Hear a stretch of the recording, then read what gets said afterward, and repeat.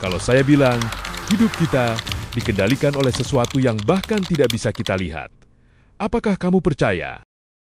Bukan pemerintah, bukan bank, bukan perusahaan, tapi sebuah sistem yang memengaruhi hampir setiap keputusan yang kita ambil setiap hari. Kenapa harga cabai bisa naik? Kenapa gaji terasa tidak pernah cukup? Kenapa utang negara terus bertambah? Kenapa ada orang yang semakin kaya saat krisis? Jawabannya ada di ekonomi. Selamat datang di Platform Union. Di sini kita akan memahami bagaimana dunia banner-banner bekerja. Apa itu ekonomi?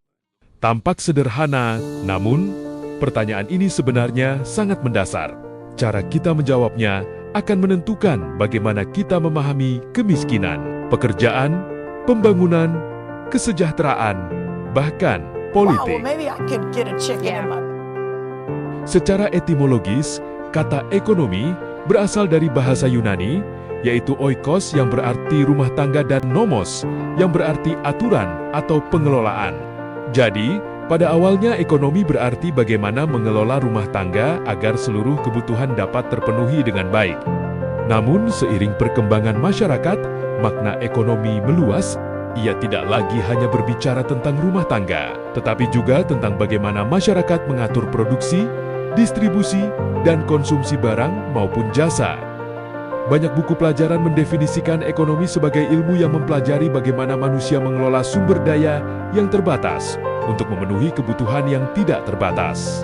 Definisi ini memang tidak salah, tetapi jika hanya berhenti di sana, kita kehilangan sesuatu yang sangat penting. Mengapa?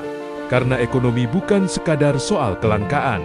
Ekonomi juga berbicara tentang siapa yang memiliki sumber daya, siapa yang menguasai alat produksi, siapa yang mengambil keputusan, dan siapa yang menikmati hasilnya.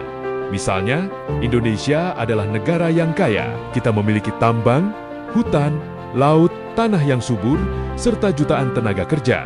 Tetapi, mengapa masih banyak orang miskin? Mengapa masih banyak pengangguran? Mengapa masih banyak petani yang kesulitan hidup? Padahal mereka menghasilkan pangan. Kalau ekonomi hanya soal sumber daya yang terbatas, pertanyaan-pertanyaan itu sulit dijawab. Karena persoalannya bukan hanya jumlah sumber daya, tetapi juga bagaimana sumber daya itu dimiliki, dikelola, dan didistribusikan. Bayangkan sebuah desa memiliki sawah yang sangat luas. Hasil panennya melimpah, namun seluruh sawah itu dimiliki oleh satu orang. Warga lainnya hanya menjadi buruh tani dengan upah rendah. Apakah desa itu kekurangan sumber daya? Tentu tidak. Yang menjadi persoalan adalah distribusi kepemilikan dan pembagian hasilnya. Contoh sederhana ini menunjukkan bahwa ekonomi selalu berkaitan dengan hubungan sosial. Ada relasi antara pemilik modal dan pekerja, antara produsen dan konsumen, antara negara dan rakyat. Karena itulah, ekonomi tidak bisa dipisahkan dari politik. Setiap kebijakan ekonomi adalah keputusan politik. Ketika pemerintah menentukan pajak, menetapkan upah minimum, memberikan subsidi, atau membuka keran investasi, semua itu merupakan keputusan yang akan menguntungkan sebagian pihak dan mungkin merugikan pihak lainnya. Artinya, ekonomi bukanlah ilmu yang benar-benar netral. Dalam sejarah pemikiran ekonomi, terdapat berbagai pandangan. Kaum ekonomi klasik percaya bahwa pasar akan bekerja paling baik jika pemerintah tidak terlalu banyak ikut campur. Mereka yakin mekanisme permintaan dan penawaran akan menciptakan keseimbangan. Di sisi lain, ada pandangan yang melihat bahwa pasar tidak selalu menghasilkan keadilan. Tanpa aturan, yang kuat cenderung semakin kuat, sedangkan yang lemah semakin tertinggal. Karena itu, negara perlu hadir untuk melindungi kelompok yang rentan. Ada pula pendekatan yang lebih kritis lagi. Pendekatan ini melihat bahwa akar persoalan ekonomi terletak pada struktur kepemilikan. Selama alat produksi dikuasai oleh segelintir orang, maka ketimpangan akan terus muncul meskipun ekonomi terus bertumbuh. Perbedaan cara pandang inilah yang membuat ilmu ekonomi menjadi sangat menarik. Ekonomi bukan hanya soal angka, grafik, inflasi, atau pertumbuhan. Ekonomi juga berbicara tentang manusia.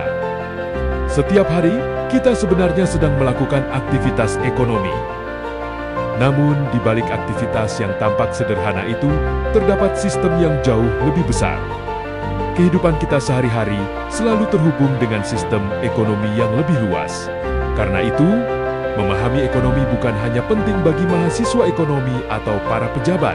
Semua orang perlu memahami ekonomi agar dapat membaca mengapa harga naik, mengapa lapangan kerja sulit, mengapa utang negara bertambah, atau mengapa pemerintah mengambil kebijakan tertentu. Karena itu, memahami ekonomi membuat kita lebih berhati-hati dalam menilai sebuah persoalan. Kita tidak mudah menyimpulkan bahwa kemiskinan semata-mata disebabkan oleh kemalasan. Kita juga tidak buru-buru percaya bahwa pertumbuhan ekonomi yang tinggi otomatis berarti seluruh rakyat hidup lebih sejahtera.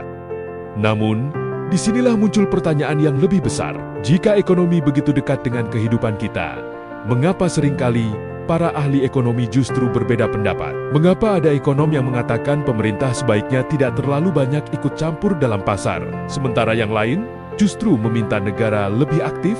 Mengapa ada yang percaya bahwa pertumbuhan ekonomi akan membawa kesejahteraan bagi semua, tetapi ada pula yang menilai pertumbuhan justru bisa memperlebar ketimpangan? Jawabannya sederhana, karena ekonomi bukan hanya kumpulan fakta. Ekonomi juga berisi cara pandang tentang bagaimana masyarakat seharusnya diatur. Sepanjang sejarah, lahirlah berbagai pemikir yang mencoba menjawab pertanyaan yang sama. Bagaimana sebuah masyarakat dapat menjadi makmur, adil, dan sejahtera? Mereka mengamati persoalan yang berbeda, hidup pada zaman yang berbeda, dan akhirnya menghasilkan gagasan yang berbeda pula.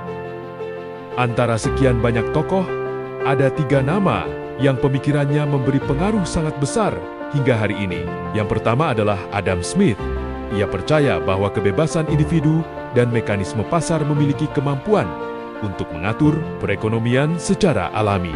Menurutnya, ketika setiap orang bebas berusaha dan bersaing, masyarakat secara keseluruhan dapat memperoleh manfaat melalui apa yang ia sebut sebagai tangan tak terlihat atau invisible hand.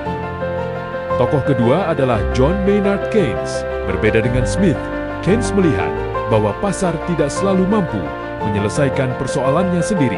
Dalam situasi krisis, pengangguran, atau resesi, negara justru perlu hadir melalui kebijakan fiskal dan berbagai bentuk intervensi agar roda perekonomian kembali bergerak.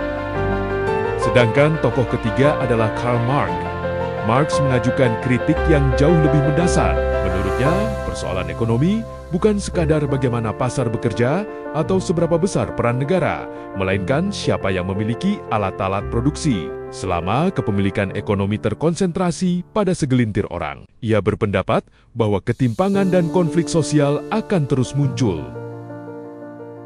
Ketiga tokoh ini sama-sama berbicara tentang ekonomi, namun mereka memulai dari pertanyaan yang berbeda, melihat persoalan dengan cara yang berbeda, dan menawarkan solusi yang berbeda pula.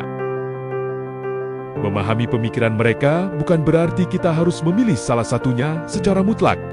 Justru dengan mengenal ketiganya, kita dapat melihat bahwa setiap kebijakan ekonomi yang kita dengar hari ini, baik tentang pajak, subsidi, investasi, privatisasi, maupun kesejahteraan sosial sebenarnya berakar pada perdebatan panjang yang telah berlangsung selama ratusan tahun.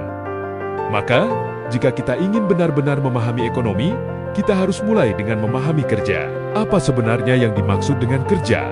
Mengapa manusia bekerja? Bagaimana kerja menciptakan nilai?